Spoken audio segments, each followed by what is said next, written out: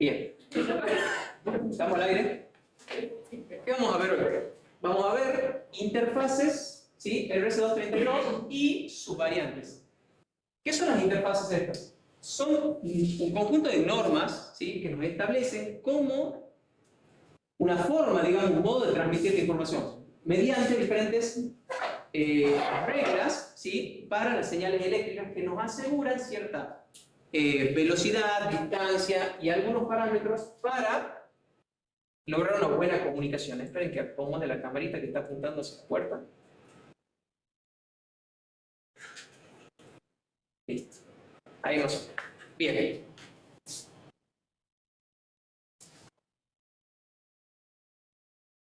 Ya habíamos hablado de que en esta segunda parte de la materia íbamos a empezar a ver diferentes interfaces, ¿sí? Hasta ahora habíamos hablado, sobre todo habíamos estudiado las formas en las que se armaba la información, las formas en las que se comunicaban, ¿sí? Cómo codificábamos la información para diferentes objetivos, y ahora lo que estamos estudiando son los diferentes tipos de interfaces para transmitirlos. La clase pasada vimos las interfaces seriales, ¿sí? Que hemos visto que una interfaz puede ser en modo sincrónico o asincrónico, y ahora vamos a entrar con las normas RS232 y algunas de sus variantes, ¿sí?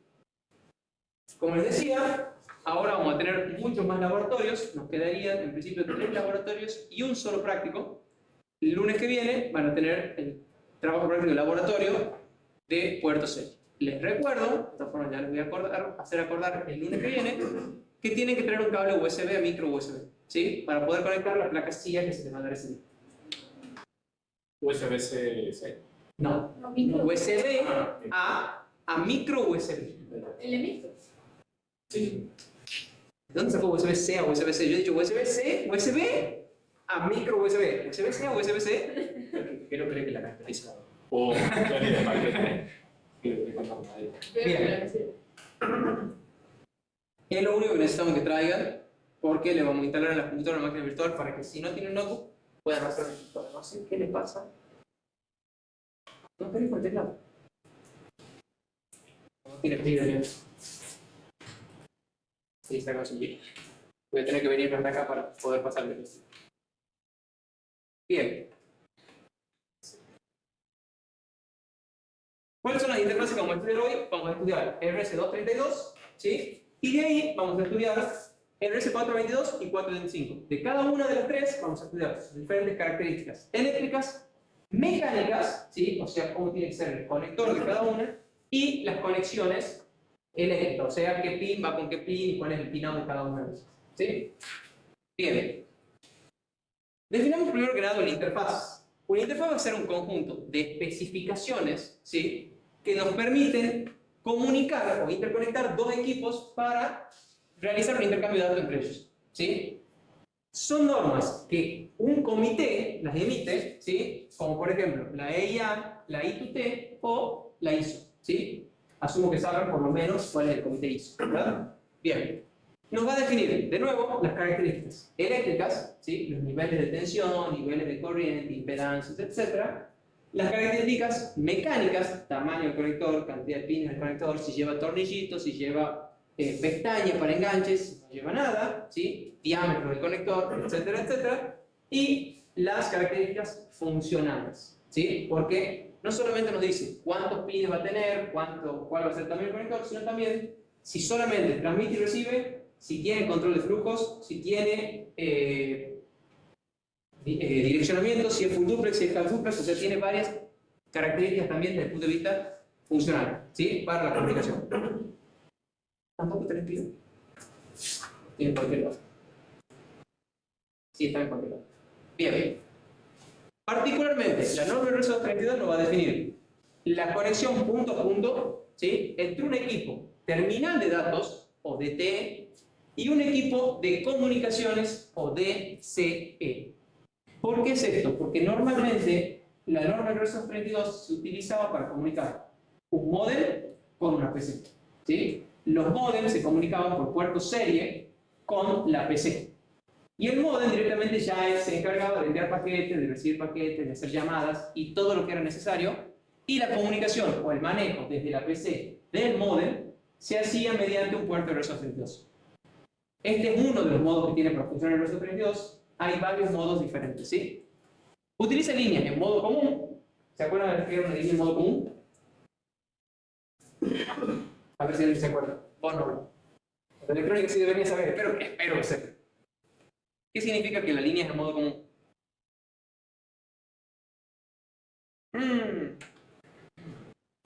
Uno era el modo común y el otro era diferencial, ¿sí? Modo común, ¿qué implicaba? Que han habido 3 alumnos de clase, ¿qué te clase? Modo común quiere decir que la señal se referencia a masa. Yo tengo un cable con una señal y masa, nada más. Diferencial o balanceado significa que yo tengo 2 cables por donde va la señal. Y la señal va como positiva en un cable y negativa en el otro. Entonces la señal yo la mido como la diferencia potencial entre los 2 cables. ¿Para qué se utilizaba eso? Porque si yo tengo que hacer la diferencia potencial entre los 2 cables, la señal es la tensión de este menos la tensión de este. Y si los 2 cables van a la par en un par trenzado que en el espacio recorre prácticamente la misma trayectoria, los 2 cables absorben el mismo ruido. Y yo al hacer la resta anulo los ruidos.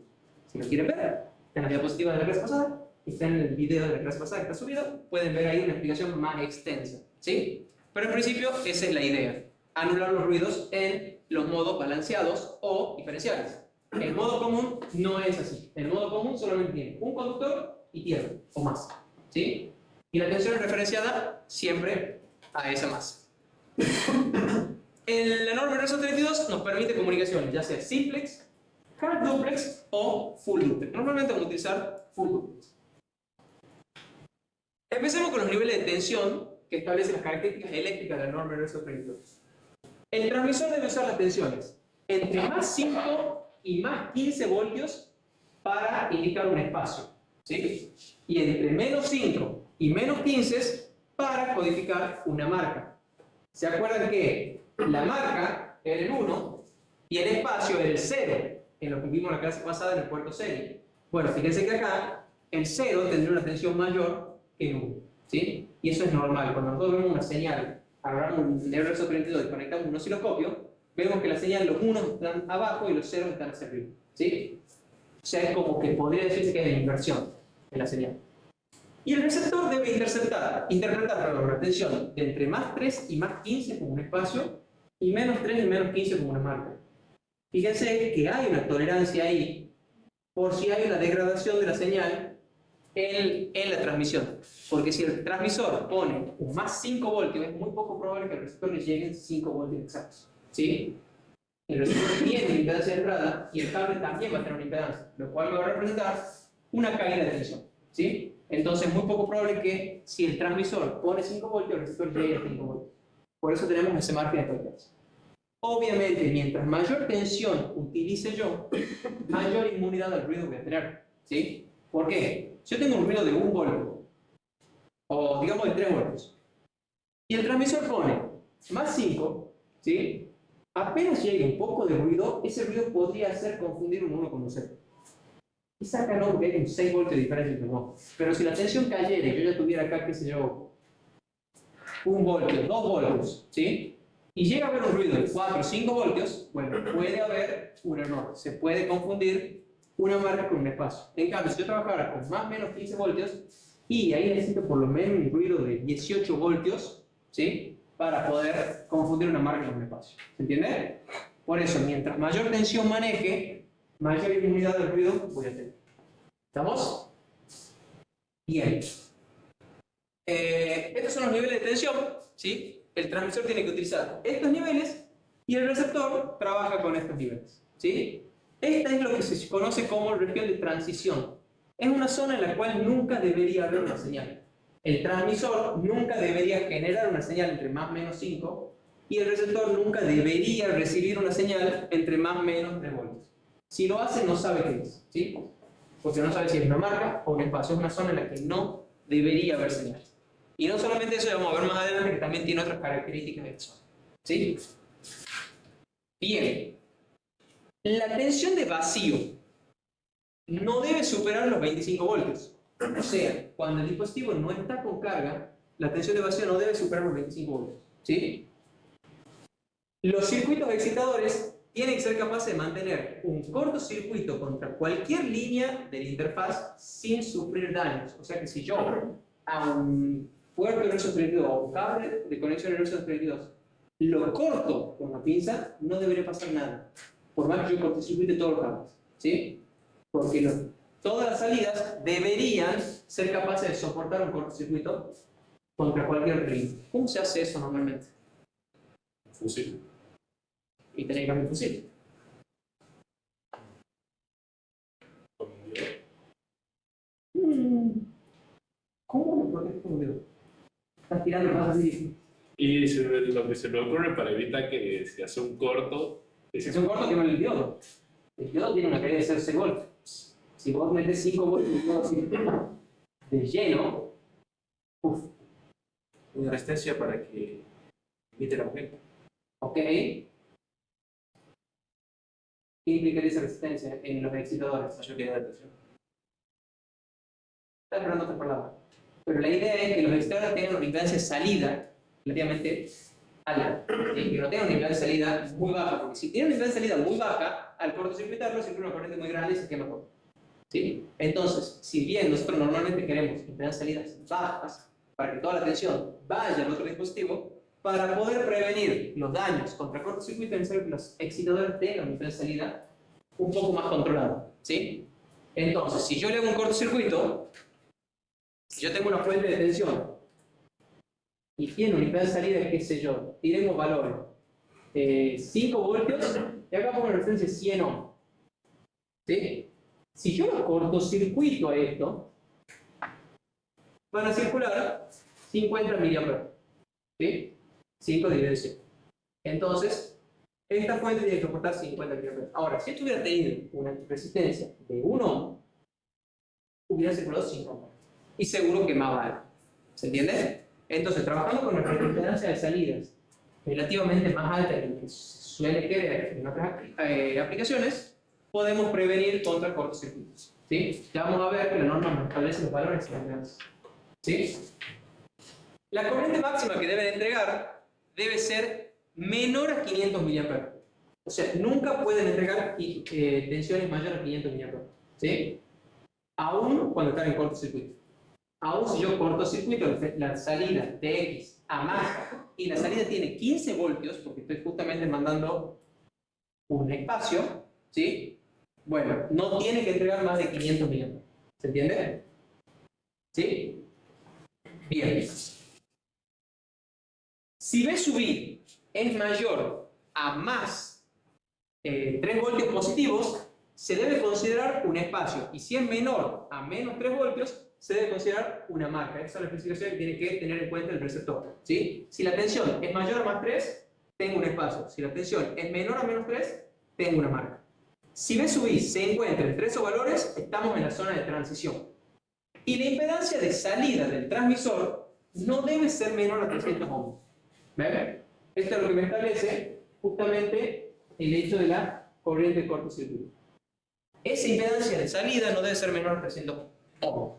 Entonces, aun cuando yo lo cortocircuite, la corriente que va a circular no va a superar los 500 mA. ¿Estamos? La impedancia sale cuando se mide con una tensión de 2 voltios. ¿Sí? O sea, esa es la tensión de prueba que se utiliza para determinar la impedancia de salida. La impedancia de entrada debe ser menor a 7K. ¿Sí? 7 kilómetros. Cuando se mide con una tensión B sub I que verifica la siguiente característica, que la tensión esté entre 3 voltios y 25 voltios. ¿Sí? Esa es la impedancia de entrada que tiene que tener mi línea de RX, ¿sí? La parte del receptor. La impedancia de entrada tiene que ser también mayor a 3K, ¿sí? Cuando se mide con una tensión que verifica que B sub I sea menor a 25 voltios. ¿Por qué me dan esos dos rangos? ¿Por qué no puedo hacerla mayor a 7K? Porque ahí tendría que. Por la cuestión de potencia. ¿Cómo? Por la cuestión de potencia. Si la hago mayor, consumo menos potencia. No hay drama, mejor todavía. No, porque la impedancia de entrada. Por la corriente que va a ser muy. No va a ser muy grande y por ahí le afecta más el ruido. No. Normalmente una impedancia muy grande, ¿sí? Si es una impedancia infinita, los ruidos van a ser más presentes. El tener una impedancia un poco más baja hace que las tensiones, el ruido que se inducen, como que son tan pequeñas las tensiones esas que como no tienen tanta carga, que se atenúan cuando tienen una impedancia relativamente baja. ¿Sí? ¿Y por qué no puede ser menor a 3K? De último, bueno, yo quiero que el ruido me afecte menos, entonces le hago menor a 3K. ¿Por qué no puede ser menor a 3K?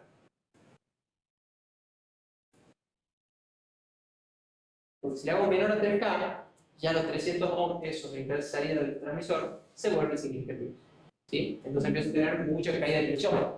Si yo acá tengo que mi receptor tiene un nivel de salida de 3K, ¿sí? Quiere decir que 10% de la tensión ya cae acá. ¿Sí? Porque tiene resistencia al 10% de esto. ¿Estamos? Entonces no la puedo hacer más chica porque si no, va a ser menor la caída de tensión que yo tenga acá. Y acá es donde el receptor mide qué tensión está recibiendo. ¿Sí? ¿Entienden? Sí. ¿Entiende la idea? ¿Por qué tiene que estar entre esos valores? Y la capacidad de carga CL, que es la capacidad que tiene el receptor conectado a los bornes, no debe superar los 2500 picofaradios, incluyendo las capacidades de los cables. ¿Qué significa esto? ¿Se acuerdan que no se acuerdan tanto, no han venido? Pero si el receptor, el modelo del receptor, tuviera un capacitor acá, ¿sí? Cuando yo tengo que imponer un cambio de tensión, supongo que esto estaba en 0, y tengo que imponer un cambio, qué sé yo, de menos 8 voltios a más 8 voltios, yo para que este cambio de tensión se refleje acá, tengo que cargar este capacitor, ¿verdad? ¿Sí? Entonces, para eso, o por eso, es que la señal en realidad va a tener esta forma. ¿Sí? No va a tener una forma perfectamente cuadrada, sino que va a tener una forma de una carga capacitiva. ¿Cuál es el problema de eso? O perdón, ¿qué relación tiene eso con este valor? Que si el capacitor es muy grande, demoro más en cargarlo y la señal se hace más alta. Entonces necesito un capacitor máximo, ¿sí? Para que la curva no se pueda hacer muy lenta. Y justamente para poder mantener los niveles de velocidad de transmisión que establece la norma. ¿Cómo habilitaba esto? Okay.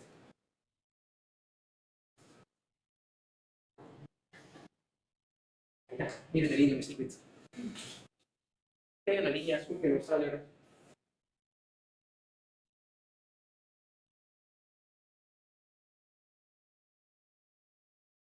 Ahí. ¿Sí?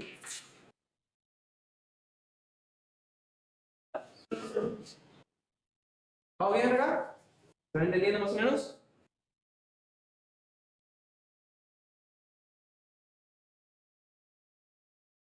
La tasa de cambio de la tensión de salida no debe superar los 30 voltios por microsegundo. O sea, que la tensión de salida esta no puede crecer, por ejemplo, así, absolutamente recta. Esto sería infinito por microsegundo, ¿sí? Porque pasa de un valor al otro en t igual a 0.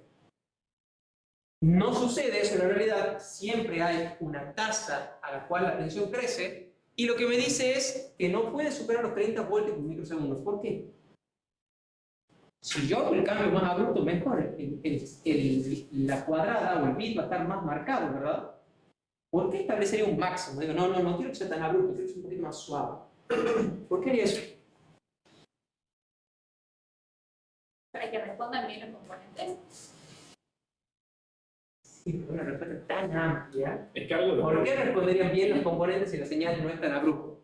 algo hemos visto Porque no de... es abrupta. Puede ser para que no haya un uso de Está tomando pico. el ¿Cómo? Para que no haya un uso de pico en la sesión. Podría ir por ahí, para no haya sobrepicos, sería una consecuencia también de lo que quiero llegar. Pero si nosotros tenemos una señal muy abrupta, tenemos muchos armónicos. ¿Sí? Si nos descomponemos en una transformación de Fourier, cambios muy abruptos generan muchos armónicos, infinitos armónicos. Y esos infinitos armónicos generan inconvenientes en la placa. ¿Sí? Es un tema de compatibilidad electromagnética. ¿Sí? De las señales que tienen saltos muy abruptos, pueden generar problemas. Y suele ser un problema, una discusión en los fabricantes de las placas, que los que generan el clock quieren un clock bien cuadradito, perfecto, para que el micro detecte al toque los flancos y de inmediato puede empezar a trabajar. Pero los que diseñan otra parte de la placa dicen, no, me llené de flancos así totalmente abruptos porque a mí me llena de armónicos otra parte de la placa. ¿Sí? Y son discusiones que suelen generarse cuando se hacen diseños de plaquetas. ¿Sí? Entonces, esto me establece el valor máximo que pueden tener esos flancos. No pueden ser tan abruptos, tienen que ser un poquito más acostaditos, ¿sí? Para no generar justamente muchas armónicas.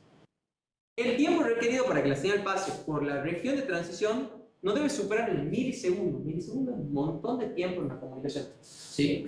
Y el tiempo que le toma a un bit pasar por la zona esa de transición, ¿se acuerdan que la zona de transición estaba para el transmisor entre más menos 5 y para el receptor entre más menos 3? El tiempo este que le toma a la señal pasar por la zona de transición, ¿sí? No puede ser mayor al milisegundo. Por lo tanto, el flanco no puede ser tan acostadito, ¿sí? Porque si no le va a tomar mucho tiempo pasar por esa zona de transición. O tampoco puede ser, perdón, ni, no es no, es ni, y tampoco puede ser menor al 4% del tiempo de duración del bit. Si el bit dura un milisegundo ya, bueno, no puede estar más de 40 microsegundos en la zona de transición. ¿Sí? ¿Se entiende? ¿Estamos? O sea, se tienen que cumplir las dos condiciones. Aún, supongamos que el bit demora un segundo. Bueno, el 4% son 40 milisegundos. No, no puede ser menor al milisegundo. ¿Estamos? Tienen que cumplir las dos condiciones. Y la tasa máxima de bits que se recomienda, esto no es algo que establece la norma, sino que recomienda, es de 20 kilobits para 15 metros. ¿Sí? Les puedo decir que hicimos una comunicación de 115.000 kilobits, 115 kilobits, no 115.000 kilobits, 115.000 bits por segundo, eso ya habrá sido 40 metros más o menos. Y llegaba. Alguna trama se perdía, pero funcionaba, ¿sí? Funcionaba bastante bien. Sí había algunos bits de error, nada que no se pueda corregir con un buen protocolo, con una RQ, con un CRC y con todas esas cosas que ya saben y que aman también. ¿Se entiende? ¿Sí? Esto es lo que la norma recomienda. Bien. Vamos un poco a la nomenclatura de los circuitos para que podamos ver cómo se implementa la norma RS-32. ¿Sí? Vamos a tener 5 tipos de señales diferentes. Tierras o retornos comunes, que lo vamos a enumerar con la letra A. La primera señal que es una tierra va a ser AA, la segunda señal que es una tierra va a ser AB, la tercera señal que es una tierra va a ser AC, y así. Los circuitos de datos van a empezar con la letra B, BA, BB, BC. Los circuitos de control van a empezar con la letra C, los de sincronización con la letra D, y los circuitos secundarios que puede haber van a empezar con la letra S. ¿Sí? S de secundario, creo que. No sé por qué no se dio con la E, pero bueno. Bien. Vamos con los circuitos. Primero que nada tenemos el AA, que sería el pin 1, que es la tierra de protección. ¿Sí? Es la tierra que se conecta normalmente al chasis de los dispositivos. Yo tengo mi dispositivo y tiene que haber una tierra que se conecte al chasis del mismo. Si nuestro cable fuera mallado, esa malla también va a estar conectado a esa tierra además de chasis. Y si los conectores fueran metálicos, también estarían conectados a esa tierra que es el chasis. ¿Sí? Normalmente su conexión es opcional, no es necesaria, no es un requisito de la norma. ¿Sí? Solamente contempla, y la versión D de RS-32, que es la más nueva, o la última, ya no contempla esta conexión en su descripción. Ya no contempla la tierra de protección. La que sí es necesaria es la tierra de señal, que es AB, que en el conector tradicional de RS-32, que era un conector de 25 pines, era el pin 100. ¿Sí? Normalmente en la PCO encontramos otro tipo de conexionado más resumido que utilizan 9 pines. ¿Sí? Pero el original contaba con 25 pines para conectar un DT con un DC. Es la tierra de las señales, ¿sí? Y su uso es imprescindible. ¿Por qué? Porque las señales están en modo común. Entonces yo necesito tener la tierra. Cualquiera sea el uso que se le dé a la interfaz. tenemos las líneas de transmisión y de recepción. Transmite data, TD, ¿sí? O TX también lo podemos llamar. Es el circuito utilizado por el DT para enviar los datos hacia el DC. La acción de este circuito está condicionada por el estado de las líneas CTS, DSL, RTS y DTR, que ya vamos a ver en las siguientes diapositivas. BB va a ser la línea de recepción de datos, o RD, ¿sí? Que va del DCE al DT. Es el circuito utilizado por el DTE para recibir datos desde el DC. O sea que esta señal, el BB, va a ser el TX del DTE y el RX del DC. ¿Sí? ¿Estamos? La acción del mismo también va a estar condicionada por las líneas DCD. Ya vamos a ver qué son esas líneas. Acá tenemos algunas de las que me condicionan el TD. Fíjense que tenemos el RTS y el CTS. ¿Para qué sirven estas líneas? El RTS va a ser el circuito con el que el DTE controla al DCE. ¿Sí? O sea, el dispositivo de transmisión va a controlar el dispositivo de comunicaciones para que transmita o reciba datos hacia o desde el canal de comunicación. ¿Sí? Y el Clear to Send va a ser la forma en la que el DCE, le confirma al DTE que puede enviar datos, los que van a ser transmitidos al canal de comunicación. ¿Qué significa? Si yo, PC, quiero enviar datos, yo voy a poner una señal en el RTS para decir, quiero enviar datos. Y el modem me va a devolver un clear to send sobre la línea CTS para decirme, bueno, está bien, podés enviar. ¿Sí? Entonces, si yo quiero enviar datos, no es que lo empiezo a enviar inmediatamente. Primero, pido la autorización utilizando esta línea, y cuando me dan la autorización, ya puedo empezar a enviar el dato. ¿Se entiende? ¿Sí? Más o menos. Seguramente en un grafiquito que va ahí más adelante va a quedar un poco más claro. Después tenemos la línea DTR, que es Data Terminal Ready, es la que va a utilizar el DTE para indicarle al dispositivo de comunicaciones que debe prepararse para conectarse al canal de comunicaciones. ¿Sí? O sea, la PC le va a indicar al modem que se prepare para conectarse al canal de comunicaciones. Y el Dataset Ready, que es lo que va a utilizar el dispositivo de comunicaciones para confirmar que completó el proceso de conexión al canal de comunicaciones, el modem. Si la PC requiere conectarse a la red mediante el uso del modem, le pone una señal sobre el DTR, y una vez que el modem logró conectarse, le devolverá la señal en el DSE. ¿Sí? ¿Qué pasa? ¿Ahora? Después tenemos el Ring Indicator, ¿sí? Que es lo que utiliza el DCE para indicarle al DTE que se está haciendo la señal de llamada. De nuevo, estamos hablando de modems, ¿sí? Entonces, si al modem le llega una llamada, tiene que indicarle a la PC de alguna forma que tiene una llamada, ¿sí? Eso lo indicamos mediante el pin 22, que era el Ring Indicator. Y el Data Carrier Detect es el que se utiliza por el DCE, por el dispositivo de comunicaciones, para indicar que se recibe una señal exportadora con un buen nivel desde el canal de comunicación. O sea, básicamente, para indicarle que hay conexión con la red, ¿sí? O con el mundo exterior. Si no hay portadora, no hay conexión. Si hay portadora, es porque puedo empezar a comunicarme. Entonces, lo que la PC tendría que hacer antes de querer enviar un dato al modem es verificar si esta línea está activa. Si estamos detectando portadora, para poder iniciar una comunicación. ¿Sí? Este sería el esquema general donde yo tengo los dispositivos de transmisión y los dispositivos de comunicación. ¿Sí? Tengo dos modems, dos PCs, y los modems pueden conectarse, ya sea entre ellos, con la red local, o a través de una red pública. ¿Sí? Como por ejemplo Internet. Las PCs van a ser los DTE y se van a comunicar mediante RS-232 con los modems utilizando toda la línea que acabamos de ver. ¿Sí? ¿Cuál sería la conexión utilizando la conexión de P25? Básicamente sería esto. Las masas se conectan entre sí. Esto se me corre un poco.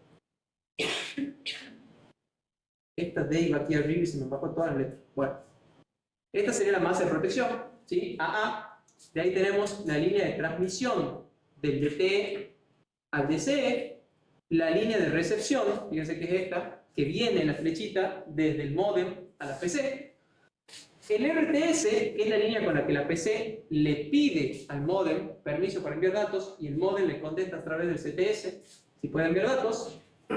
El DSR, ¿sí? Que es al revés. El DSR sería mediante el cual el módem le pide autorización a la PC para enviarle los datos y la PC se lo autoriza. Luego tenemos la masa de señales, que es este en verde, ¿sí? Que hace que no es una flecha, es una línea que no transmite información, no transmite datos. Después de la masa tenemos el DCD, ¿sí? Después tenemos el DTR, el Data Transmission, Transmit Ready, y el RI, que era el Ring Indicator, ¿sí? Esta era la conexión normal entre dos dispositivos cuando uno era un módem y el otro era una PC, ¿sí? Y hacían uso de todos los cables que se necesitan para hacer el control de datos, ¿sí? El control de sentir y de flujo de los datos. ¿Se acuerdan que yo en una clase les comenté de los adaptadores USB a RS-232, ¿sí? A puerto serie RS-232? Y les comenté que una vez tuve que conectar un equipo muy viejo que tenía puerto serie a una PC y con ningún adaptador me andaba, porque el equipo utilizaba el RTS y el CTS para comunicarse.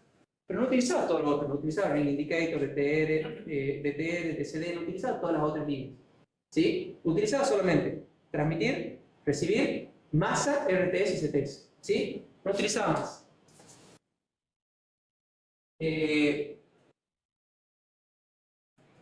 Bueno, veamos esto primero. Adelante una diapositiva, perdón, me comí. ¿Cómo serían las comunicaciones entonces en full duplex mediante la conexión anterior? Fíjense, tengo el canal donde hay portadora. Fíjense que cuando hay portadora, no está el cable detect. Bueno, no importa. Si la PC necesita enviar datos, va a poner una señal en RTS, ¿sí? Y cuando el módem le responde con una señal en CTS, empieza la comunicación. Transmito los datos. Al transmitir los datos, esos datos son devueltos al canal. Anteriormente, para poder iniciar toda la comunicación, se tuvo que poner una señal en Data Transmit Ready y se le habilitó el Data Set Ready para decir que está libre, está preparado para transmitir y recibir. Entonces, mediante el RTS y el CTS, hacen el handshake, la PC manda un dato, el módem devuelve un dato también, ¿sí? Y de ahí se cierra la comunicación.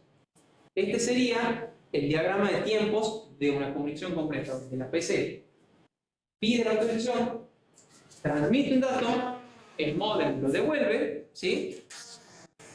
Y termina la comunicación, utilizando las otras dos líneas. ¿Se entiende? Bien. Si yo no quisiera utilizar todas las líneas de comunicación, podemos pasar a lo que se conoce como conexión directa o null model. Esta es la conexión que yo les decía que utilizaban los adaptadores esos. Fíjense, en este caso, la DSR, DSD y DTR están cruzadas entre sí, ¿sí? El DSD se une con las líneas de DSR de cada uno de los dispositivos, ¿sí? ¿Y cuáles son las que sí usamos? Transmisión y recepción se cruzan, ¿sí? Y RTS y CTS también se cruzan. Esta es la conexión que yo les comentaba que utilizaron los adaptadores esos, que cruzan el RTS y el CTS entre sí. Entonces, este dispositivo utiliza el RTS para pedirle a este transmitir, y este utiliza su RTS también para pedirle transmitir, ¿sí? Entonces, no solamente le estoy pidiendo, sino que le estoy autorizando al otro dispositivo a transmitirme al mismo tiempo. ¿Cuál es la diferencia en este caso? Esto no se utiliza entre una PC y un módem, sino que se utiliza directamente entre dos PCs, ¿sí? Esta conexión se puede utilizar directamente entre dos dispositivos de transmisión, ¿sí? ¿Cuál es uno de los cuidados que tenemos que tener? En el caso anterior, TD de la PC iba a TD del módem, porque las comunicaciones, o sea, las líneas estaban pensadas de esa manera. TD siempre era lo que transmitía la PC al módem. En este caso son dos PCs, pero no puedo conectar TD con TD porque ambos van a querer transmitir por ese pin. ¿Sí? Entonces hay que cruzar las líneas de TD de una PC con la RD de la otra y viceversa. ¿Estamos? ¿Sí? Y por último, hay una conexión mucho más simple que sería que solo utilizamos las líneas de transmisión, recepción y más. Esto sería lo mismo que comunicamos con puertos serie, pero con otros niveles de tensión. ¿Sí? ¿Se acuerdan que cuando vimos las comunicaciones series en la clase pasada, los tres que vinieron se deben acordar, que la línea TX de un dispositivo se debe conectar a la línea RX del otro, y la línea RX del otro se debe conectar con la línea TD del otro. ¿Sí? Entonces, en este caso, yo tendría simplemente una conexión serie, igual que la que vimos anteriormente. ¿Cuál es la diferencia? En este caso voy a trabajar con los niveles de tensión, con los conectores y con todas las otras implicancias que tiene la norma, lo cual me va a permitir una conexión mucho más distante. ¿Sí? Es normal que nosotros trabajemos con la PC simplemente con estos pins. Y de hecho, el práctico que van a hacer con la CIA es solamente con estos pins. ¿Sí? Solamente van a utilizar este tipo de conexionados. No recuerdo si usaban esto o el null mod. Pero van a comunicar en serie la PC. No, utilizan esto. La PC con la CIA. ¿Sí? Obviamente la CIA no tiene un puerto serie, sino que van a emular un puerto serie montado sobre el USB. ¿Sí? Entonces, ustedes van a abrir un terminal y en ese terminal van a poder mandarle caracteres a la CIA. ¿Sí? Y ustedes van a programar que la CIA, cuando reciba cierto carácter, devuelva alguna cosa o prende un LED, etcétera, etcétera. ¿Sí? Eso es lo que van a hacer en el tracker. Van a hacer una conexión de este tipo, sin control de flujo, entre la PC y la CIA utilizando un puerto C. ¿Entiendes? ¿Vamos a abrir acá? ¿Quieren descansar un poco? ¿Sí, verdad? Lo he bombardeado con información. Paremos un poquito. Hagamos una pausa. 14 horas. Algo quedó en esta, ¿sí? Entre los dos.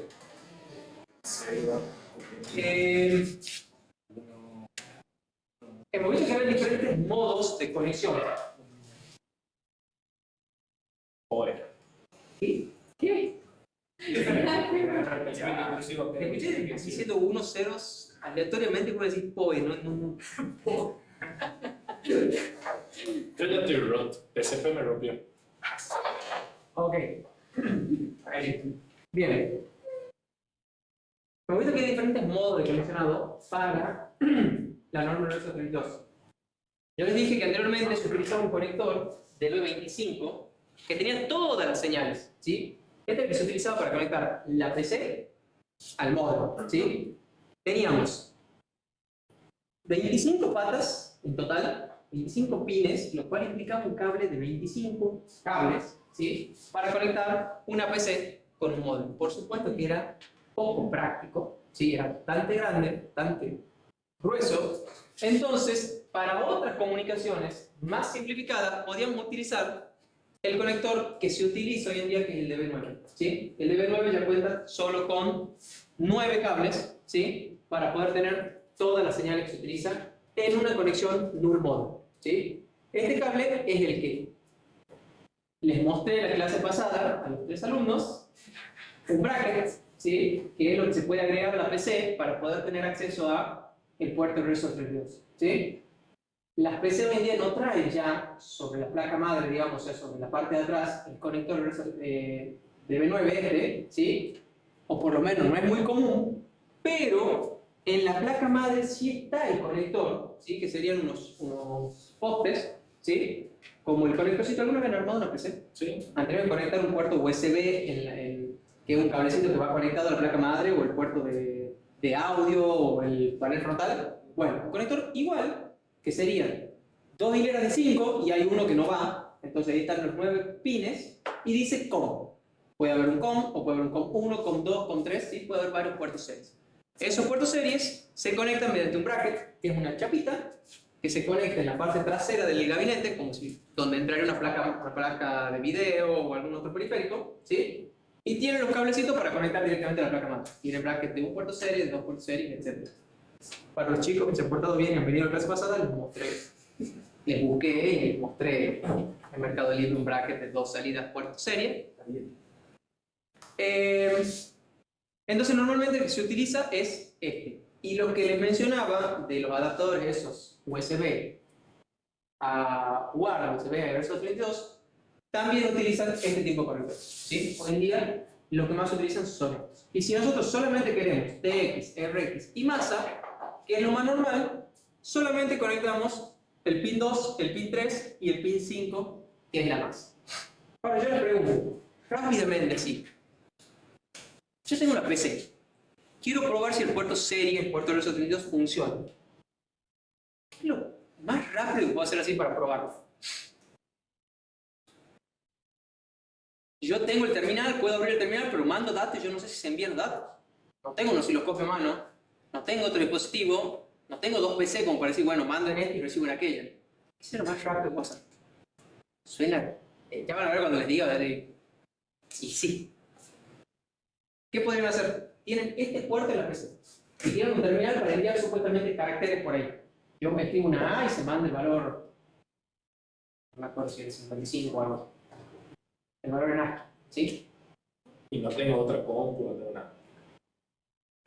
¿Qué puedo hacer?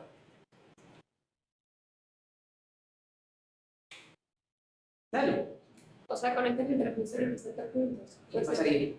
Y yo transmito y recibo. Y se hace. Cortocircuito TXRX. Mando una A y en el terminal no solamente aparece una A, sino que aparece otra y llegó. Saco el cable, conectivo A, aparece una sola vez. Pongo el cable y cada vez que aprieto una letra aparece 2 veces. Una de salir y una de entrar. ¿Sí? Una que se envía y una que se recibe. Es lo más fácil para probar si está funcionando básicamente. ¿Sí? Si está bien configurado el puerto C. ¿Se entiende? Suena simple, ¿verdad? Claro, si yo cortocircuito esto, y lo que transmito también lo estoy recibiendo. ¿O no? ¿Sí o no? Nadie me dice sí. ¿Qué les cuesta entender de eso? De que si por acá transmite y por acá recibo, o sea, lo que yo mando lo voy a recibir igual. ¿Sí? Hagan la laboratorio, hagan la prueba. Si quieren. Cortocircuiten en la CIA o en la PC. En la PC no van a poder porque no van a tener un puerto serie en sí. Pero cortocircuiten en la CIA, el TX y el RX, a ver que lo que manden también lo recibo. ¿Sí? Poco van a poder porque eso va a un adaptador USB.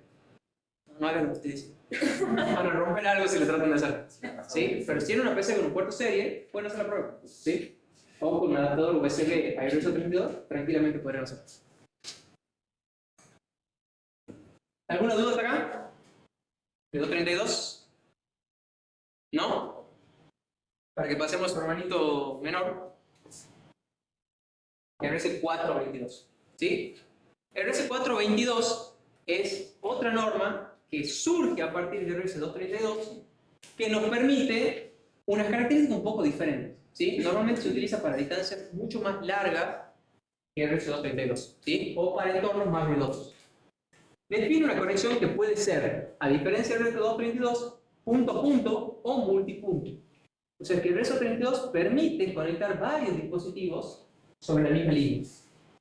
Utiliza líneas balanceadas, a diferencia del RS232 que utilizaba líneas comunes, y el mismo protocolo asincrónico del RS232. O sea, ambas utilizan el puerto serie UART, que hemos estudiado en la clase pasada. No de decir que solamente lo estudio sus compañeros. Permite comunicaciones, tanto simplex como half duplex, como full duplex, igual que en el RS232. ¿Sí? No lo dije. ¿Qué se queje? ¿Cuáles son los componentes de la comunicación en el RS422? Vamos a tener un generador, ¿sí? Que va a ser el que va a generar el mensaje. Fíjense que en este caso las líneas A y B son de salida, porque estamos utilizando líneas balanceadas. Estamos utilizando una tensión diferencial. Vamos a tener el cable de interconexión, que me va a conectar la línea de salida con la línea de entrada del receptor, y vamos a tener la parte del receptor en sí, o la carga, ¿sí? En este caso, nuestro receptor va a tener una resistencia de terminación, que en realidad es la resistencia interna que tiene el receptor, ¿sí? Ya vamos a ver que en este caso hay que tener muy en cuenta el tema de las resistencias. ¿Por qué? Porque ahora yo no tengo un solo transmisor y un solo receptor. Yo voy a tener un transmisor y N receptores. ¿Y qué pasa si tengo muchos receptores conectados de la misma línea? ¿Qué pasa con la resistencia, con la impedancia de cada uno de los receptores? ¿Cómo se conecta? Ahí está. Y está en paralelo. Paralelo. ¿Y qué pasa con esta resistencia en paralelo? Y se hace la resistencia equivalente menor. Menor, siempre menor. Si empiezo a conectar muchos dispositivos, la resistencia equivalente se puede hacer tan chica que la mayor parte de la tensión caiga en la resistencia de salida. Y ya ninguno va a tener el lado. ¿Entiendes? Vamos a un ejemplo. Supongamos que yo tengo una resistencia de salida de 300 ohms. Así como esa, ¿sí? Si yo conecto un receptor de 3K, listo. Acá cae el 90% aproximadamente, acá cae el 10%. Si conecto otro receptor de 3K, esto ya equivale a 1,5. Ya aquí cae aproximadamente el 20%, el 80% y acá el 20%. Si yo acá conecto varios receptores, supongamos 10 receptores, ¿sí? Supongamos 10 receptores, la resistencia equivalente a esta, supongo ya se hace igual a 300 ohms. Entonces, cuando yo puse acá 10 voltios, 5 cayeron acá y 5 cayeron a la resistencia equivalente. ¿Lo ven? ¿Se entiende? Entonces, al poder utilizar la conexión punto-multipunto, es muy importante respetar las resistencias de cada uno de los dispositivos de carga, ¿sí? La norma me va a definir de nuevo las características eléctricas del circuito generador, del cable y del circuito del receptor completo, ¿sí? ¿Estamos? Bien. ¿Cuáles son los niveles de tensión? Fíjense que los niveles de tensión a utilizar son un poco más acotados que en el RS232. En el RS232 teníamos de 5 a 15, acá vamos a tener solamente de 2 a 6 voltios, ¿sí? De más 2 a más 6 para un espacio y de menos 2 a menos 6 para una marca. Y el receptor va a considerar cualquier tensión entre más 0,2 y 6 como un espacio y menos 0,2 y menos 6 como una marca. Fíjense que acá la zona esa de transición zona de transición se hace mucho más estrecha, ¿sí? En el transmisor, la zona de transición sigue siendo bastante amplia, pero no es importante porque el transmisor establece nuestro nivel de tensión. Donde se hace más crítico es en el receptor, porque si la tensión llega a estar entre esos valores, yo no sé a qué valor pertenece. No sé si es una marca o no sé si es un espacio, ¿sí? En este caso, el receptor tiene una zona de transición mucho más pequeña, ¿sí? Apenas 0,4 volts.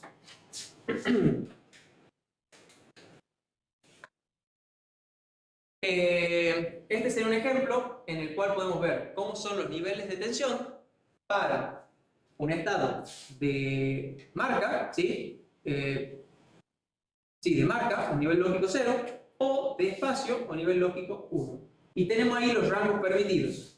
El nivel lógico 1 puede estar entre menos 2 y menos 6, y el 0 puede estar entre más 2 y más 6. Nuevamente, esta también hace una especie de inversión en el que el 0 tiene un valor de tensión mayor que el 1, ¿sí?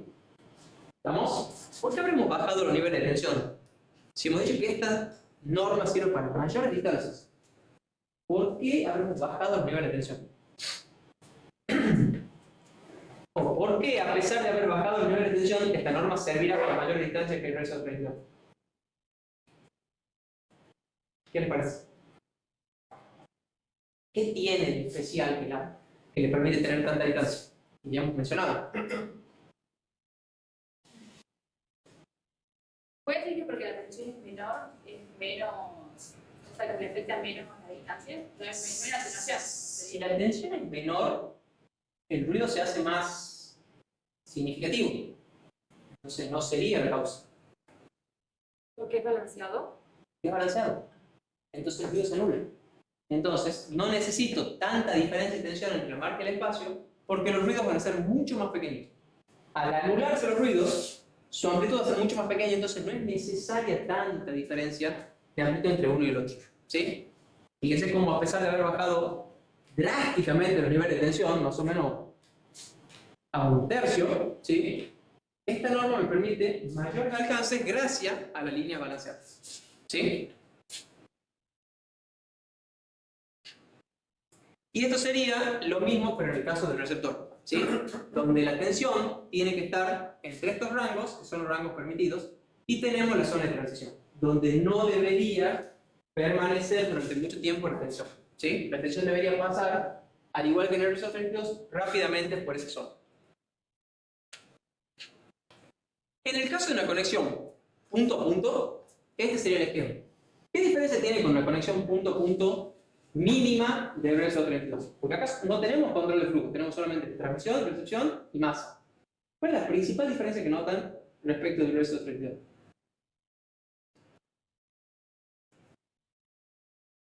¿Cuántos cables tenía el receptor 32?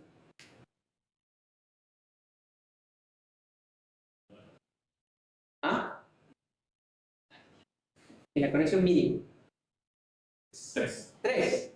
Tx, que iba al Rx del otro, Rx, que iba al Tx del otro, y masa.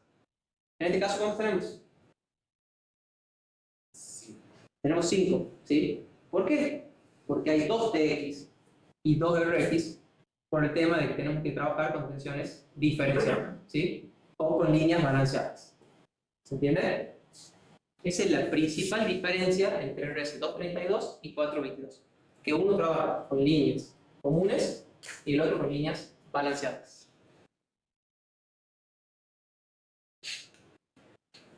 En el caso de una conexión punto a punto, lo que se suele hacer es utilizar un conversor, ¿sí? Por ejemplo, en este caso hemos utilizado un conversor de 485 a 422.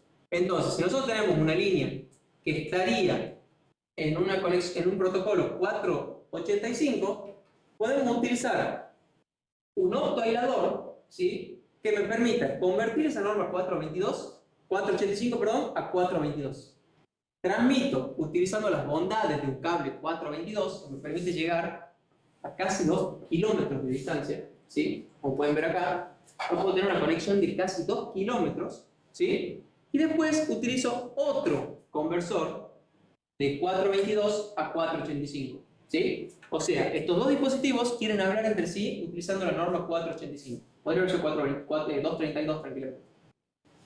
Como el alcance o la distancia se hizo muy grande, yo intercepto la comunicación, convierto los niveles de tensión a otra norma, transmito, vuelvo a convertir y recibo normalmente. ¿Se entiende?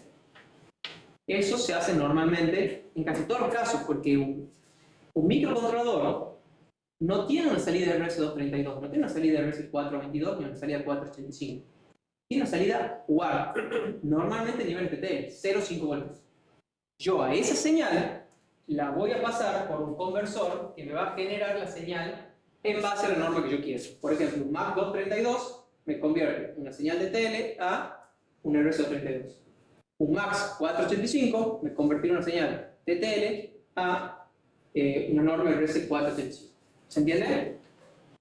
Para eso se utilizan siempre este tipo de conversores, ¿sí? Esta conexión punto a punto requiere 4 cables más el conector de tierra, ¿sí? Es necesaria la conexión a tierra.